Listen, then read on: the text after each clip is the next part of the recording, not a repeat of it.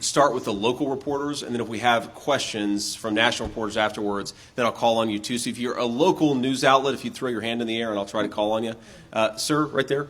Hi, Daniel Gomez, WEA Youth Coaching News here in Eau Claire. So, we just talked about the border and everything, and talked about addiction. You know, here in Eau Claire, earlier, like 5 months ago, we lost 2 hospitals, including an addiction resource center. Great question.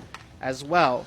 And as you know, Eau Claire County voted blue in the 2020 election, voting for Biden. So what can you tell Wisconsinites here in Eau Claire County in western Wisconsin who are battling addiction, who are battling these sort of things with such limited resources? What can you tell them to help us, you know, see your way and see that you guys are the rightful choice here, you know, even just without even mentioning the border, because we're far away from the Mexican border, but, you know, what can you do for Wisconsinites up here in the upper Northwest? So we are far away from the Mexican border, of course, but we're not far away from the fentanyl that Mexican drug cartels bring into communities like Eau Claire. And that's why I talk about it. Every state is now a border state because every state is affected by the problems.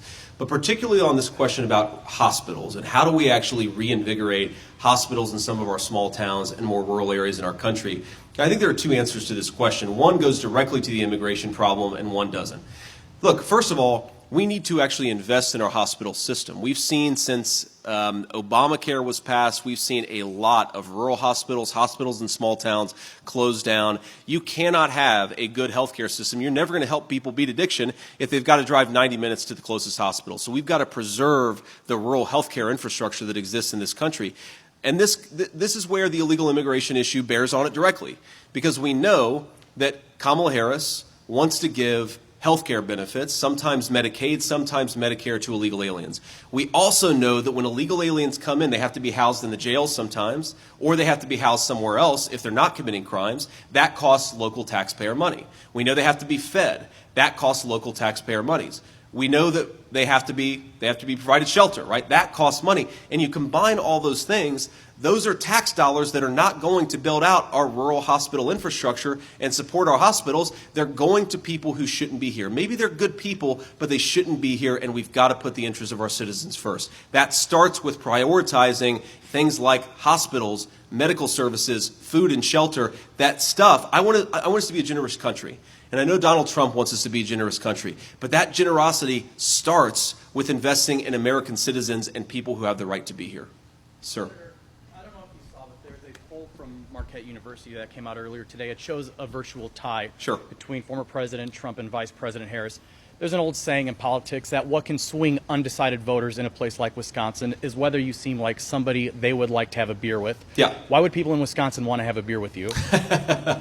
Well, I guess they'd want to have a beer with me because I actually do like to drink beer, and I probably like to drink beer a little bit too much, but that's okay. I'm sure the media won't give me too much crap over that. But look, I mean, the reason I'm doing this, and the reason I think Donald Trump is doing this, and I think the media often slanders him, but I've never met a guy who likes normal people more than Donald Trump. I've never met a guy who, when he's got a big decision to make, he will solicit feedback from every single person all over the country. It's funny, when he was actually thinking about who was going to be his vice presidential running mate, I met with him actually the morning of the attempted assassination. It was Saturday morning. And he said, you know, JD, everybody's asking me what I am going to do for VP, and I'm asking everybody. He said, in fact, this morning, I talked to the gardener at Mar-a-Lago. And I said, well, sir, what did the Mar-a-Lago gardener say? Right? This bears directly on my life. I'm very curious here. And look, I'm very much the same way. I mean, I like the people of this country. I like people who work hard and play by the rules. I like people who just want to take their kids to a ball game or invest in their community or spend a little time watching TV and making the things that actually make this country work. They do it, and they do it right here in this factory, and the people behind me do it every single day. And I think that to lead this country, you should feel some gratitude for it, and you should feel some admiration for the people who actually make the country run. And I will say sometimes I hear Kamala Harris, and she talks about the history of this country, and she likes to put it down a little bit. I don't know that she actually admires the people who work in this factory. I hope that she does, but I don't really see that gratitude. I don't really hear that gratitude when she speaks. I certainly do. And I think that that's one of the reasons why I'd make a good vice president, is because I actually care about the people standing behind me, and I think they feel like I care for them, and I think they care for me too. Are we, remember, local, start local, ma'am, in the red? Governor Thank you. Waltz has said that he cannot wait to debate you. Your reaction to that, and is there one issue that you would really like to debate him on? Minneapolis here. We're trying to focus on Wisconsin, but I'm sure your reach, I guess, spreads across the border. So we'll answer the question. Look, I think I want to debate Governor Waltz because nothing to do with Governor Waltz, but because the American people deserve to see the people who want to be their vice president stand before them and try to persuade them. And it's one of the things that's really frustrated me about Kamala's campaign is that she seems totally uninterested in actually talking to American voters and persuading them. If there's a single issue around which I think Governor Waltz had, a guy who says that he stands for public safety, but actively encouraged the rioters who burned down Minneapolis. And I think that if you want to say you stand for public safety, you cannot look the American people in the eye and say, well, I welcome the people who caused $13 billion of damage to Minneapolis because I encouraged them to burn my city to the ground rather than exercise some basic self-control and rather encourage law enforcement to do what they can do and keep us all safe. I'm scandalized by this guy pretending that he stands for working people. Working people need to live in communities with public safety. Working people need to be able to build a business and know that some hoodlum isn't going to come along and burn it to the ground because of a political issue. Working people need the police to be supported in their communities, and Governor Waltz has been a total failure on all those things. I am local. Great, thank you. Do you believe elections in Wisconsin are conducted fairly and securely? Obviously, your running mate had some issues with that in the last election.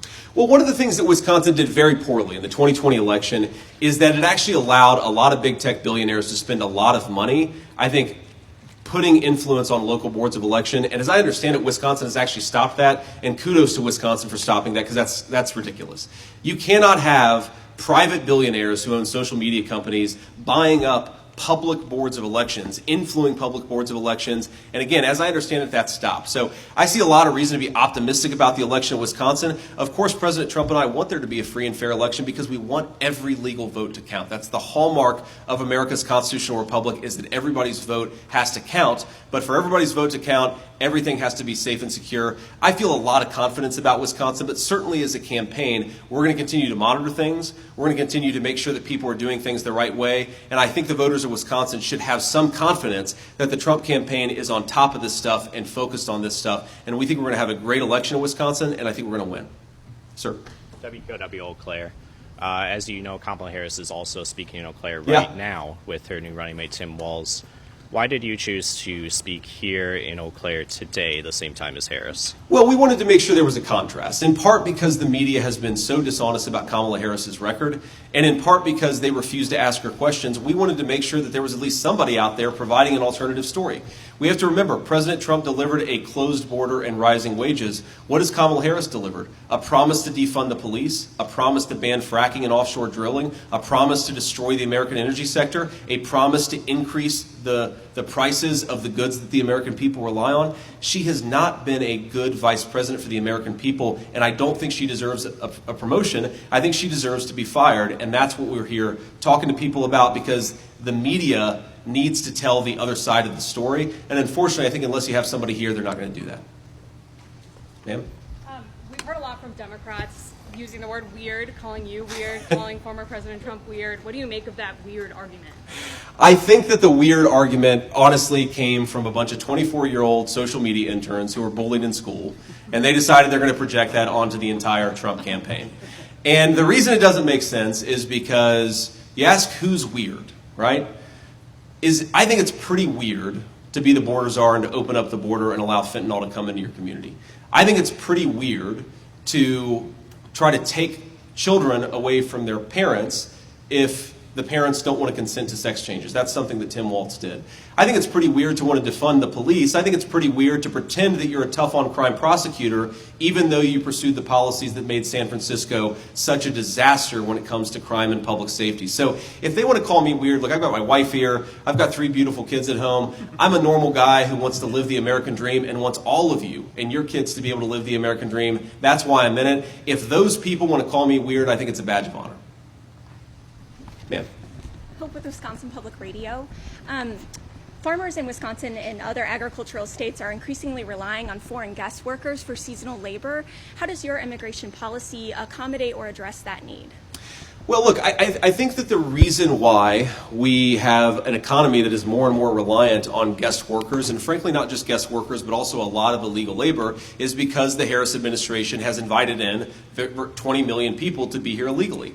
When I talk to farmers, they don't want to hire illegal aliens. They would actually like to hire American workers and people who are lawful residents, but you cannot have a system that works for American farmers when you have 20 million people coming in here illegally. And by the way, a lot of them are competing with Wisconsin workers and Wisconsin people for jobs, driving down wages, making it harder for Wisconsinites to live the American dream. That is a scandal, and that is a disgrace. The thing I really believe about our farmers is they need access to big markets. They want to export food all over the world, and that's the way to build food security for the American people, is to allow our farmers to export all over the world. For the first time, basically in the history of this country, we are now a net importer of food. That means we no longer have the food security that America had for over 200 years. I'd like Wisconsin farmers and American farmers to get back to being the bulwark of the entire world food supply, because it means America's food supply is safe, and that's what the Kamala Harris administration has destroyed. Ma'am. Hi, Kelly Milan, Spectrum News. Mr. Vance, recently you, after being picked for VP, you said my attitude is it doesn't really matter as much as this hits my ego, and then Trump recently said it makes no difference. Do you think it matters that Harris chose Waltz, and why? I think it matters about what it says about her, right? And I think that when President Trump selected me, what he was saying is, I want somebody who's going to fight for workers. I want somebody who's going to push back against the Chinese efforts to build the American middle class on the tops of the, he's going to push back against the Chinese effort to build the Chinese middle class on the back of the American middle class. And I want somebody who's going to push back against this crazy border policy of Kamala Harris. What does Kamala Harris's selection of Tim Waltz say about her? Well, I think it says, one, she's leaning into the defund the police radicalism of the last few years. Two, she's leaning into the open borders policies of the last few years. This is a guy, Tim Waltz, who wanted to give driver's licenses to illegal aliens, facilitating the flow of illegal immigration instead of stopping it. And then the final point that I'd say is it says that she bent the knee to the Hamas caucus of the Democrat Party. Whatever your views on Pennsylvania Governor Josh Shapiro, and obviously he's not in my political party, he's criticized me, I criticized him. The amount of rage that you heard from the far left saying Kamala Harris can't pick this guy because he's Jewish is disgraceful. I want my kids to grow up in a country where they can be whatever they want to be, and people aren't attacking them for their ethnic heritage, and that's somehow considered acceptable. It's not just that they said it was acceptable. It's not just what these people said about Shapiro. It's the way that the Harris administration and the Harris campaign refused to push back against it. I think it's a real scandal. Yeah. Trump has denounced Project 2025 in its entirety. Is that something that you completely agree with, that Project 2025 and the policy proposals, with everything, Sure. every part of it? Do you disagree with all of it? Well, I think what President Trump said is that Project 2025 does not represent the agenda of the Trump campaign, and it doesn't. Donald Trump represents the agenda of the Trump campaign. He's a very smart guy. He already had a lot of good public policies. He speaks for himself. And I think what's made the president so mad about the conversation around Project 2025 is anybody saying that an outside group, my understanding is it's a bunch of white papers. It's almost 1,000 pages long. No one speaks for Donald Trump. Not 1,000 pages of white papers, not a conservative nonprofit, not anybody except for the Trump campaign and Donald Trump. Sir?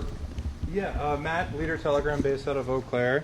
Kind of speaking a little bit more on Project 2025, Wisconsin Democrats worry that Project 2025 will have negative impacts in rural communities like here in Eau Claire.